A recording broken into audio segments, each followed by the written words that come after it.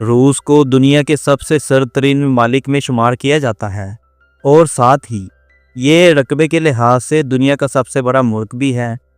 इसका अंदाज़ा आप इस बात से लगाएं कि यहाँ पर 11 टाइम जोन है, यानी एक ही मुल्क में कहीं सुबह, कहीं दोपहर और कहीं शाम। गोया एक ही मुल्क में 11 वक्त रमा दमा है। रूस की सर्दी का अंदाज़ा आप सिर्फ इस बात से लगा सकते हैं कि यहाँ ज़िंदा रहना ही एक चैलेंज है। कपड़े धोना और सुखाना, बर्फ़ साफ़ करना, खाने पीने का सामान जमा करना, इन्हीं कामों में लोगों का सारा दिन गुजर जाता है।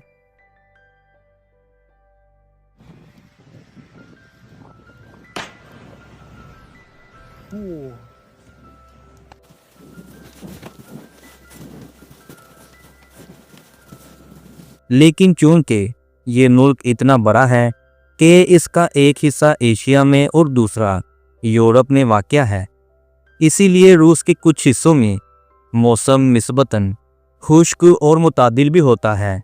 जैसे कि ये सरसब्ज़-ओ-शदाब इलाका जो रूस और जॉर्जिया की सरहद पर वाक़या है। सरहदी इलाका होने की वजह से यहाँ आबादी बहुत कम है। ये इलाका पहाड़ी खित्ता है, इसीलिए ज़मीन ऊंची और नीची और नाहवार है।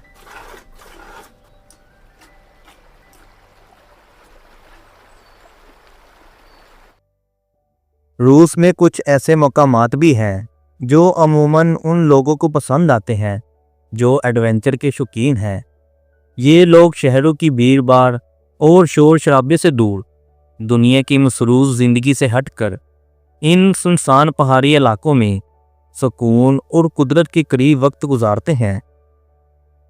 रूस के सरतरीन खित्तों में एक ऐसी हैरत अंगेज़ इमारत भी पाई जाती है जहाँ लोग सिर्फ रहते नहीं बल्कि अपनी पूरी ज़िंदगी इसी इमारत के अंदर गुजार देते हैं। यहाँ पर ना बाहर बाजार, ना स्कूल के लिए अलग ब्लॉक और ना हॉस्पिटल, सब कुछ एक ही इमारत में और एक ही छत के नीचे। बर्फ़ से ढके पहाड़, गरजती हवा और मनफी दर्जा हरारत में ये इमारत गोया एक खुद मुख्तार दुनिया बन चुकी है। यहाँ रहने वाले सुबह इसी में जागते हैं, बच्चे स्कूल जाने के लिए सिर्फ राहदारी पार करते हैं और दुकान या डाक खाने जाने के लिए भी किसी गली या सड़क की ज़रूरत नहीं पड़ती। ये इमारत अपने अंदर ज़िंदगी के वो तमाम रंग समोए हुए है। यहाँ पर किसी मंजिल पर स्कूल, किसी हिस्से में चर्च, नीचे छोटा सा बाज़ार और ऊपर हैशी अपार्टमेंट है। गोया एक ही छत के नीचे एक मुकम्मल कस्बा आबाद है। इस इमारत का ये इलाका जोग्राफी तौर पर रूस के करीब है और तारीख़ी तौर पर रूस के ज़ेरे असर भी रहा, लेकिन आज ये अमरीकी सरज़मीन का हिस्सा है।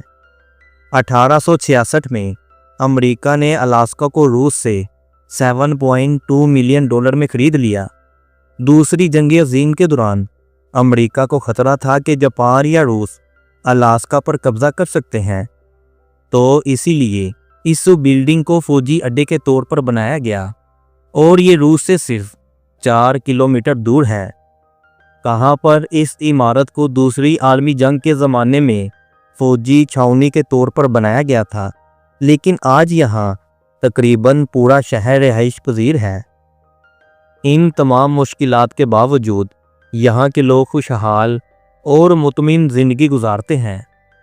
रूस के लोग अपनी सख्त मजाजी और हौसले के लिए दुनिया भर में जाने जाते हैं और दुनिया ने इनका ये हौसला पहली और दूसरी आलमी जंग में भी देखा था।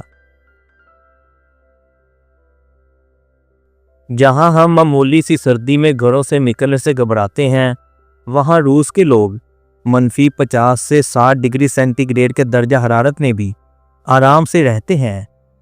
दुनिया का सबसे सरतरीन शहर साइबेरिया ये भी रूस में है, जहां का दर्जा हरारत -71 डिग्री तक रिकॉर्ड किया गया था। क्योंकि रूस एक वसीओ अरीज़ मुल्क है और यहाँ आबादी कम है, इसीलिए ज़राअत के लिए ज़मीन भी बहुत ज़्यादा दस्तयाब है। इसी वजह से रूस में देहाती ज़िंदगी ज़्यादातर ज़राअत और मवेशी पालने के गिर्द घूमती है।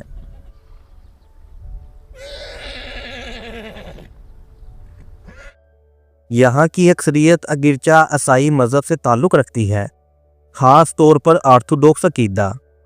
लेकिन इसके साथ साथ यहाँ इस्लाम के मानने वाले भी एक नुमाया तादाद में मौजूद हैं। यहाँ मुसलमान ज़्यादातर ततार, बशकीर और दागिस्तानी नस्ल से ताल्लुक़ रखते हैं, जो ना सिर्फ अपने ईमान पर कायम हैं बल्कि दही रूस में इस्लाम की शम्मा को आज भी रोशन रखे हुए हैं। इनके गांव में छोटी छोटी मसाजिद हैं, जहां दिन के सुकून में भी अजान की आवाज़ गूंजती है, जो ये बताती है कि रूस की सर्द फिज़ाओं में भी इस्लाम की हरारत जिंदा है। रूस के ज़्यादातर देहातों में लकड़ी के घर पाए जाते हैं, जिन्हें खूबसूरत बनाने के लिए रोशन और शोख रंगों से रंगा जाता है। इन घरों की छतें तेज ढलवान वाली और लकड़ी के शटर होते हैं, ताकि बर्फ़ आसानी से फिसल कर नीचे गिर जाए। यहाँ कई इलाकों में खाने पीने की चीज़ें नायाब होती हैं, इसीलिए लोग ज़्यादातर मछलियों के शिकार पर ही इन्हिसार करते हैं। वो बर्फ़ में सुराख करके कांटा डालते हैं और कई घंटों के इंतज़ार के बाद मछली हाथ आए तो ठीक, वरना खाली हाथ वापस लौटना पड़ता है। घरों को गर्म रखने के लिए लोग ख़ास हरारती चैम्बर्स बनाते हैं, जहां रोज़ाना लकड़ियां जलाई जाती हैं ताकि अंदर का दर्जा हरारत नॉर्मल रहे। रूस में आलू एक अहम फसल है जो बड़े पैमाने पर काश्त की जाती है और मुख्तलिफ रवायती रूसी पकवानों में इस्तेमाल भी होती है। यहाँ अब भी कई देहातों में घोड़ों से खींचने वाली घोड़ा गाड़ी इस्तेमाल होती है और यहाँ कदीम रूसी घोड़ों की नस्लें आज भी जिंदा हैं। रशियन हस्की ये एक नायाब और ताकतवर नस्ल का कुत्ता है, जो ख़ास तौर पर बर्फीले इलाकों में सफ़र करने के लिए और घरों की हिफाजत के लिए इस्तेमाल किया जाता है। दुनिया की सबसे बड़ी मीठे पानी की झील भी रूस में वाक़या है, जिसे लेक बेकाल कहा जाता है, और दुनिया का सबसे तवील रेलवे निज़ाम यानी ट्रांस साइबेरियन रेलवे ये भी रूस के पास है, जिसकी लंबाई तकरीबन 9,441 किलोमीटर है। रूस में बर्फ से ढकी धरती पर जहां जिंदगी के रंग सर्दी की चादर में लिपटे नजर आते हैं, वहीं कुछ ऐसे गांव भी हैं जो सदियों पुरानी कहानियां अपने अंदर छुपाए बैठे हैं। जैसे सुजडाल, रूस के कदीम तरीन और सबसे हसीन गांव में से एक। ये गांव गोल्डन रिंग का हिस्सा है, वो तारीखी रास्ता जो रूस के कदीम शहरों और गांव को जोड़ता है। यहाँ के लोग अब भी कदीम रवायात के मुताबिक ज़िंदगी गुजारते हैं, खालिस दही रूसी तर्ज़ ज़िंदगी, जहाँ इंसान और कुदरत एक दूसरे के साथी हैं। सर्दियों में जब बर्फ़ की चादर हर चीज़ को सफ़ेद कर देती है, तो सुजडाल एक जीती जागती तस्वीरी दुनिया बन जाता है। घोड़े से खींची जाने वाली बग्गियाँ यूँ लगता है जैसे किसी पुराने रूसी कहानी से बाहर निकल आई हों। अब चलते हैं शुमाल मगरिब की तरफ, जहाँ एक हैरत अंगेज़ गाँव छुपा है। कैनडीमा ये रूस के सबसे कदीम देहातों में से एक है, जिसकी आबादी आज भी 100 के करीब है। लेकिन ये छोटा सा गांव रूस के माजी की जिंदा तस्वीर है। इस गांव में घरों की तामीर अब भी लकड़ी से की जाती है। छतों पर मोटी बर्फ जमी होती है और हर खिड़की के बाहर लकड़ी के नफीस कारीगरी नजर आती है। यहाँ के लोग ना सिर्फ कुदरत के करीब रहते हैं, बल्कि अपने बुजुर्गों के बनाए हुए असूलों पर भी कायम हैं। कोई शोर नहीं, कोई जल्दी नहीं, बस खामोशी, बर्फ और एक सुकून जो शहरों में नहीं मिलता। यहाँ आज भी बिजली कभी कभार आती है, लेकिन इस गांव के मकीन इसे मसला नहीं समझते, क्योंकि यहाँ अंधेरा भी एक खूबसूरत एहसास लिए होता है। चूल्हों की टमटमाती रोशनी और बर्फ में लिपटा सकूत, गोया वक्त खुद थम कर ये मंजर देख रहा हो। ये सब हमें ये याद दिलाते हैं कि तरक्की के शोर में गुम दुनिया में अब भी कुछ मकामात ऐसे हैं जहाँ सुकून, खामोशी और खूबसूरती एक साथ सांस लेते हैं। ये सिर्फ एक वीडियो नहीं बल्कि एक सबक है कि ज़िंदगी चाहे बर्फ़ में दफन हो, अगर इंसान चाहे तो वो वहाँ भी एक नया जहां आबाद कर सकता है।